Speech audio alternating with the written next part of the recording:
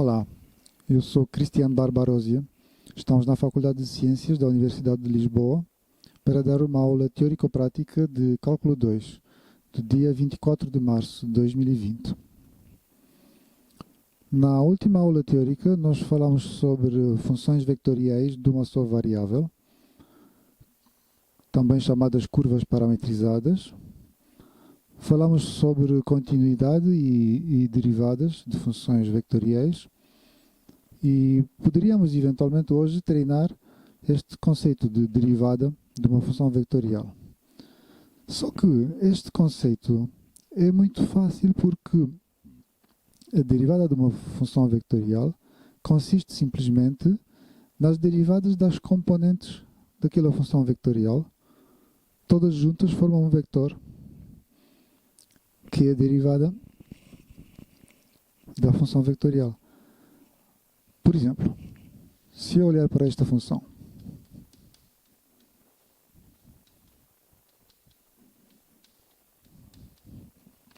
que vimos na parte final da aula teórica, é uma hélice. Para derivar uma função como esta, basta saber derivar a função cosseno, a função seno, ou seja, não é preciso saber nada de novo. É só derivar componente por componente.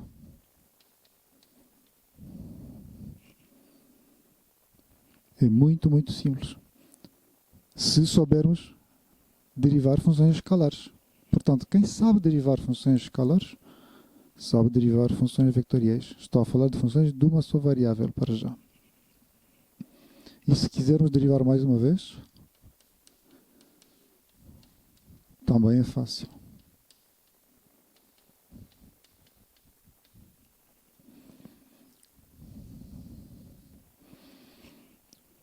Portanto, este conceito não contém nada de essencialmente novo. E por isso eu decidi hoje falar sobre as derivadas, mas no enquadramento das funções escalares.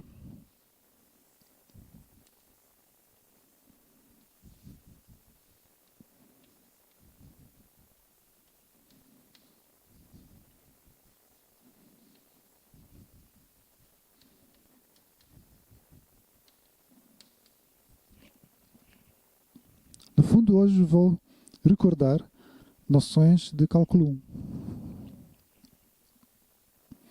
Começamos pela definição.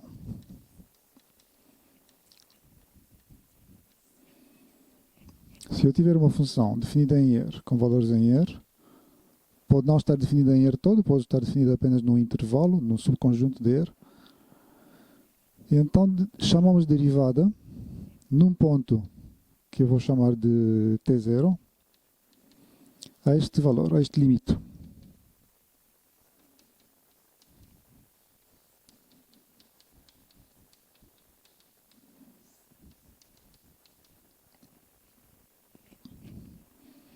Se o limite existir, dizemos que a função tem derivada nesse ponto. Se não, não tem derivada. Aqui não está escrito, mas há uma restrição implícita que é t diferente de t0. Se quiséssemos ser muito picuinhas, deveríamos escrever assim, t diferente de t0. Porque t igual a t0 aqui não faz sentido. Dá uma divisão por 0. Aliás, dá um 0 sobre 0. Se eu fizer t igual a t0, dá 0 sobre 0. É uma indeterminação. Não, não é uma indeterminação. Nem sequer é uma indeterminação, é uma operação proibida.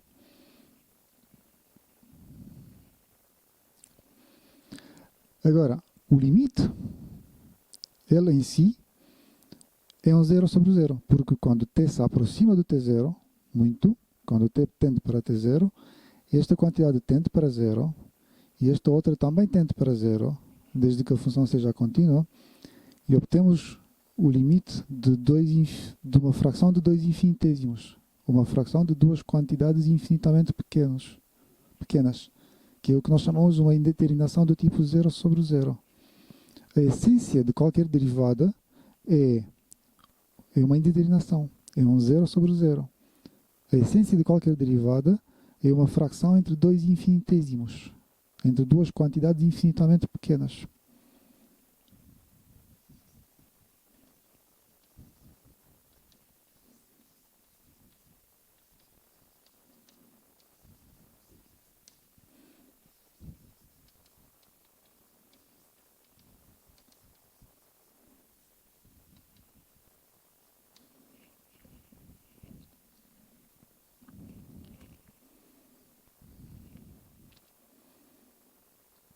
Podemos escrever isto de outra maneira, mas é o mesmo conceito.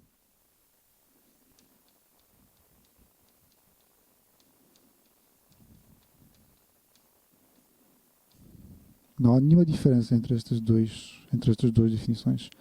É outra maneira de escrever a mesma coisa. É o mesmo limite.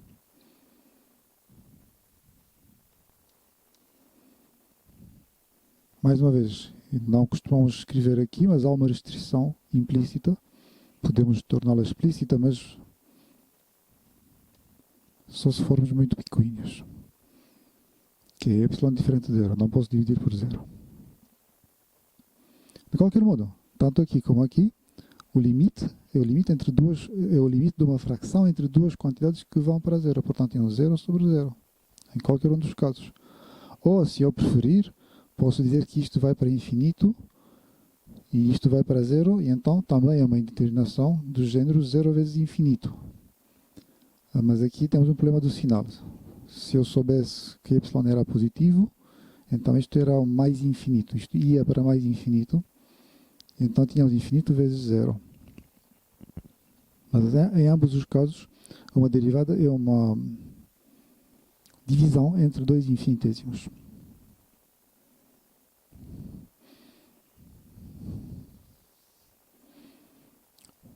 Depois temos fórmulas para operações aritméticas. Por exemplo, se eu quiser derivar uma soma, basta derivar assim. Basta somar as derivadas.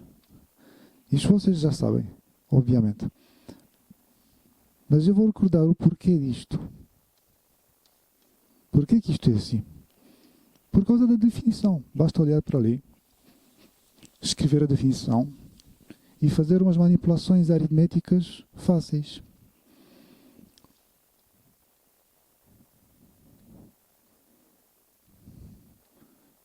A derivada de uma soma no instante t0, no argumento t0, a derivada de uma soma entre duas funções no ponto t0 é, por definição, o limite. É, por definição, este limite, mas em que, onde está o f, eu ponho a soma entre as duas funções. Então fica f de t mais guia de t menos f de t0 menos guia de t0 sobre t menos t0. T vai para t0. Já não vou especificar esta parte aqui, que t é diferente de t0. E simplesmente isto é igual ao limite de uma soma.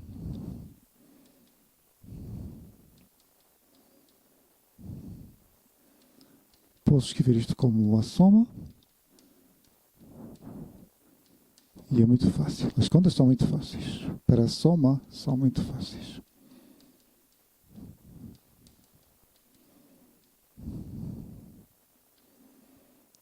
Esta parte passa ao limite, passa para a f' de t0. Esta parte passa ao limite, passa para a guia' de t0. Aqui, claro, estou a supor que tanto f como guia são deriváveis. Então a soma é derivável e a derivada da soma é a soma das derivadas.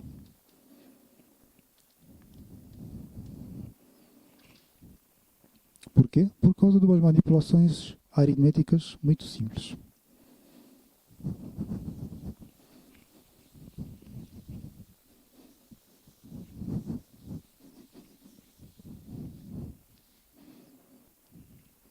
Depois temos a derivada de um produto.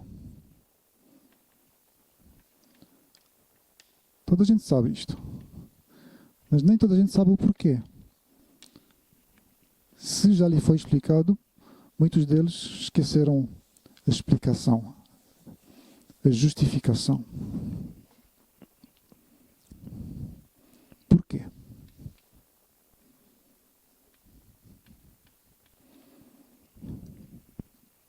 Por causa do seguinte, por causa de umas manipulações aritméticas um pouco mais complicadas do que aquelas de há bocado.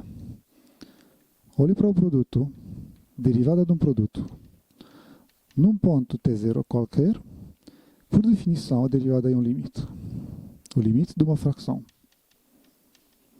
E a fração é f vezes g menos f t0 vezes g de t0 sobre t menos t0. Como é que eu passo ao limite? O que é que este limite tem a ver com esta fórmula? Como é que se obtém aquela fórmula? Assim como está, eu não posso fazer nada. Tenho que inventar.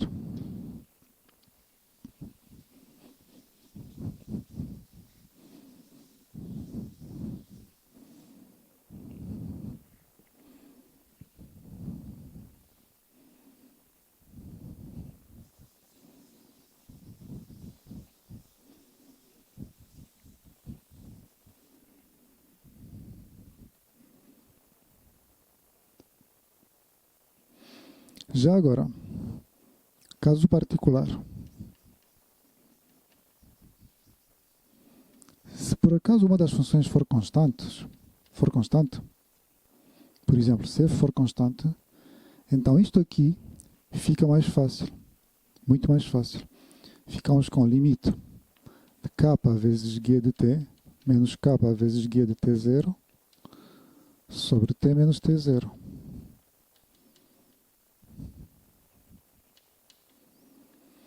O k fica em fator comum e pode ser colocado fora do limite, pode saltar fora do limite.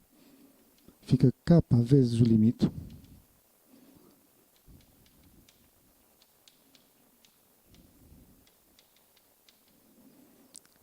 E então, ficamos com k vezes a derivada de g. Portanto, se eu tiver aqui constante vezes função, não aplico esta fórmula. Esta fórmula é uma fórmula desapropriada, inapropriada para o caso em que eu quero derivar constante vezes função. Se eu quiser derivar uma constante vezes uma função, ponho só constante vezes a derivada da função. Não aplico esta fórmula. Esta fórmula é desnecessariamente complicada para este caso, quando uma das funções é constante.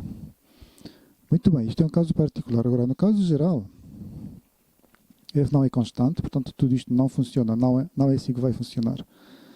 No caso geral, eu tenho que fazer algo para poder escrever isto como uma soma. Porque eu quero chegar a uma soma.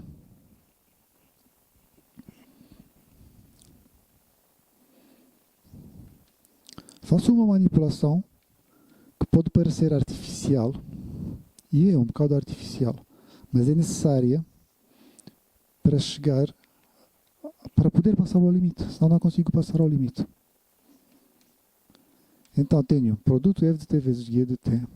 Vou subtrair uma coisa que não existe lá, que não está lá, que é o produto f de t0 vezes g de t. Este produto, f de t0 vezes g de t, não existe aqui. Eu estou a inventá-lo, estou a acrescentá-lo só porque me apetece. Mas depois, para não alterar nada, para não estragar o igual, este igual tem que permanecer válido. Se eu não remendar o que estraguei, não fica válido. Para ficar válido, eu vou somar exatamente o que subtraí. E depois vou subtrair isto que já cá estava.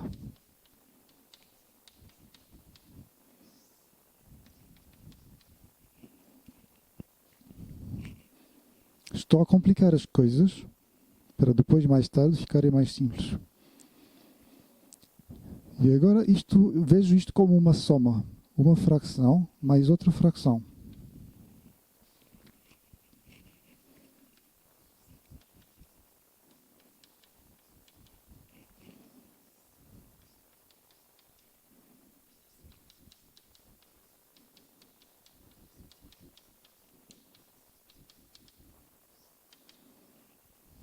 E já agora ponho isto como soma de limites.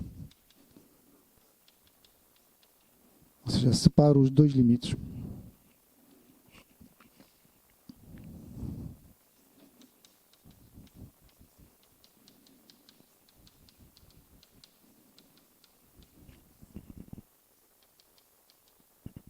Portanto, escrevo esta fração como uma soma de duas frações e depois também separo os limites, o limite como soma de dois limites.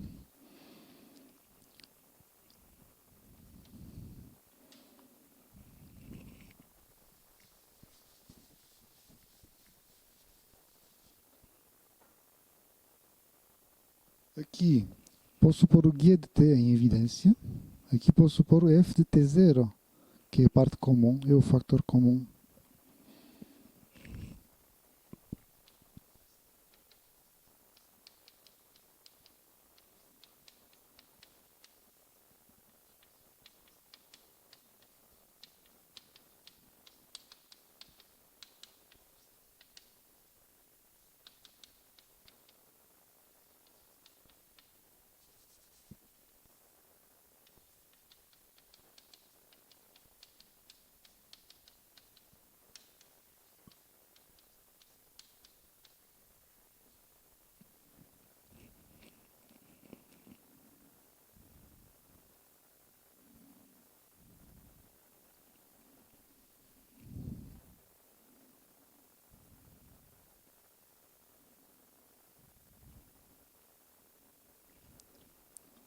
Está mal.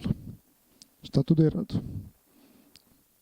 Guia de t. Eu disse que punha guia de t em fator comum e fiz ao contrário. Está tudo mal.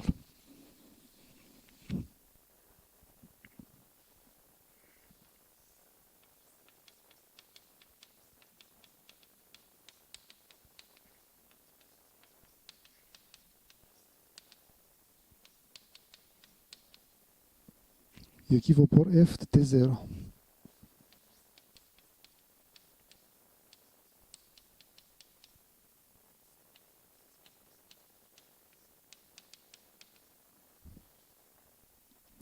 Assim é que está bem.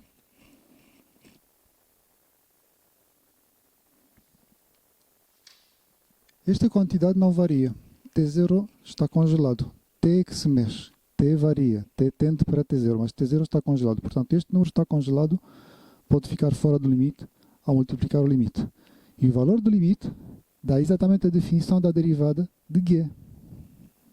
Portanto, esta parte toda fica f de T0 vezes a derivada de G em T0.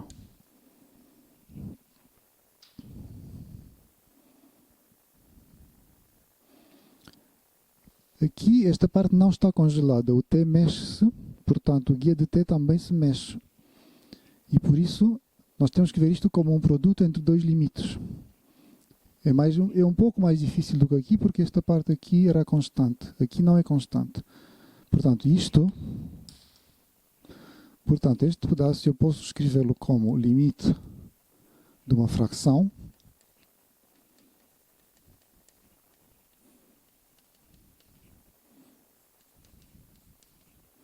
vezes o limite só de G.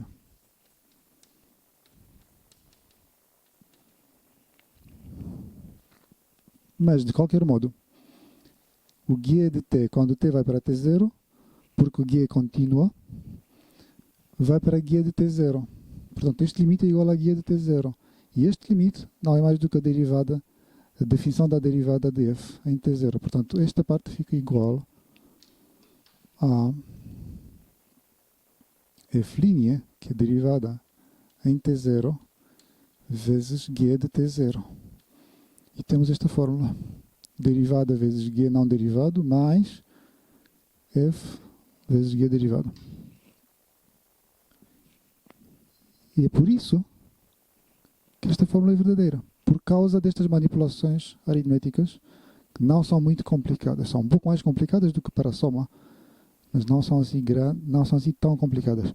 A parte mais difícil de aceitar e de perceber talvez seja esta parte onde eu ponho e tiro só porque sim. Mas a verdade é que temos esta liberdade. Pondo e tirando a mesma coisa, fica igual. O importante é que continua igual, que mantenhamos a igualdade. E vamos fazer um pequeno intervalo.